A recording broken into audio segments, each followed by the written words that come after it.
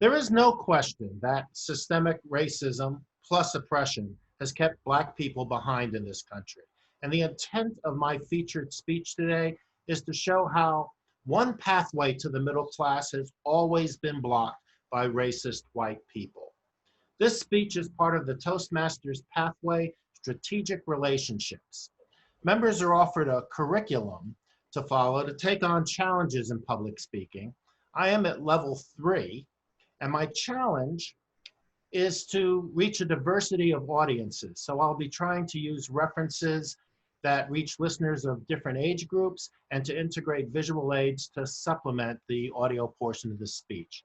Nanya, if I could have cards at 6, 7, and 8, I'd appreciate it. I'm trying to clock in at 7 minutes and 54 seconds, and here goes. Fellow Toastmasters, guests, and friends, the short answer to the question, why can't Black people seem to get out of poverty is simple. It's racism. We don't need an 8-minute talk for that.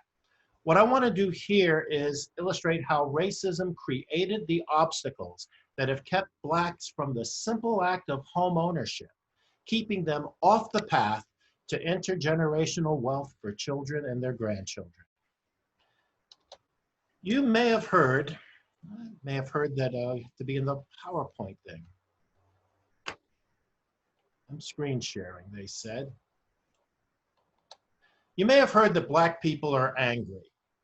I am a light-skinned biracial person. That's the Italian-American lady on the left and the African-American gentleman on the right.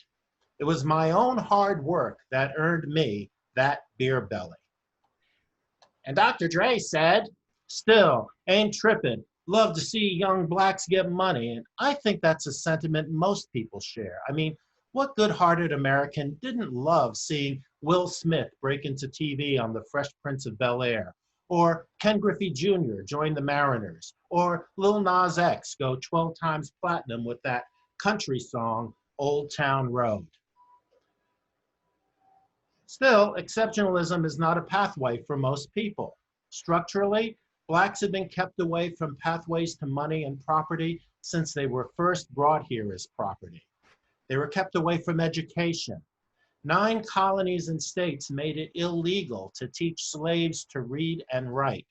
So that by 1850, as you can see on this chart, fewer than 5% of Black children went to school. And that number didn't hit 50% until 1920. So then, how did Blacks first achieve property ownership? Believe it or not, it was by marrying white people. Yes, while the English colonies were decidedly against mixed-race marriage, around the Gulf Coast, where Spanish and French customs were less fussy, free Blacks could not only marry whites, but they could inherit their estates. Even though marrying for money was not a viable option for most Black people, and I ain't saying they was gold diggers, many states went to work updating their slave codes by calling them Black codes to prevent free Black people from moving in and marrying the landed gentry. Then came the Civil War, and the Union had several great schemes for confiscating slave owners' land and allocating it to freed Blacks. They implemented some of them, and some were circumvented by more Black codes. Land ownership of a subsistence farm, not a pathway to intergenerational wealth. Dividing a tract that barely kept one family fed is a poor inheritance, and that's why people migrated to the north. They'd have starved if they'd stayed back on the farm. But saddled with a lack of education, Blacks would earn less money than their white counterparts, which made it even harder for affluent Blacks to buy homes. And here's why. Financing for homes came from what were essentially credit unions. You had to be a member to get a loan, and since Blacks had less money, their banks had less capital to lend. And even when a Black person could get a loan, many municipalities had laws preventing Black people from owning property in white neighborhoods. But In Buchanan versus Worley, the Supreme Court ruled that this form of segregation was illegal. Yay! At this point, you may be wondering, Mac, with all of this systemic racism, why focus on real estate? Because intergenerational wealth is tied to inheritance, accumulating assets that can be passed down through the generations. And home ownership is the bridge to the middle class for most working class Americans. It's the most effective form of rent control. The mortgage payment is usually fixed, and the only things that go up over time are taxes and insurance. This frees up money that can be used to send the kids to college, buy them nice things, or just go into savings. And this is all stuff that white people were doing once they got money anyway.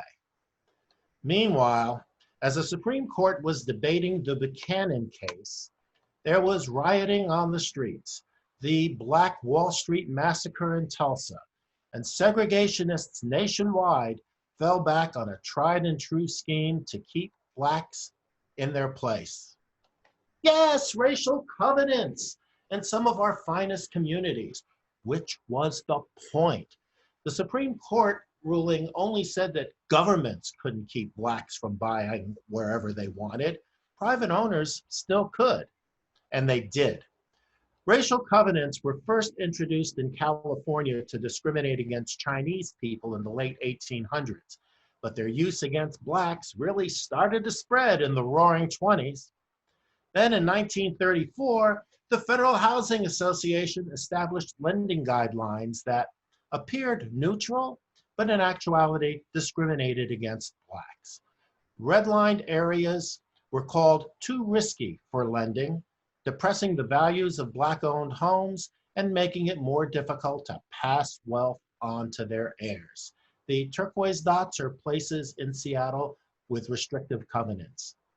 By 1940, 80% of properties in Chicago and Los Angeles contained racial covenants, and whites were, surprised, twice as likely to be homeowners as blacks. Shelley versus Kramer struck down those racial covenants, but redlining was still in full force, as was overt racism. It was still legal to discriminate until Willie Mays was denied a house in San Francisco. Can you believe that? It was still legal to discriminate until the Fair Housing Act made it a violation of federal law to discriminate in housing, which made everything okay, except for the Trump Management Corporation sort of ignored that and had a major federal case against them. The obstacles black people have faced: slavery, legalized discrimination, lack of access to education, good paying jobs. When they got a little money, redlining and covenants limited their options to basically buying or renting in the slums. Are things okay now? No, it's getting worse. The median amount of household wealth among black families is less than $15,000. Black families have not recovered from the Great Recession of 2007. A family that bought a Seattle house in 1995 would have fixed their housing costs at about $1,225 a month. As property taxes and insurance costs go up, it costs about $1,650 a month to hold on to it now. When they'd sell, they'd walk away with hundreds of thousands of dollars in equity. It may not be much to look at, but this house could have meant an inheritance of $500,000. Every obstacle to home ownership is an obstacle towards intergenerational wealth, to young blacks having money. I'm Mack McCoy, and this has been Race and Real Estate: How Denying African Americans Access to Real Estate Has Denied Access to Intergenerational Wealth. Thank you.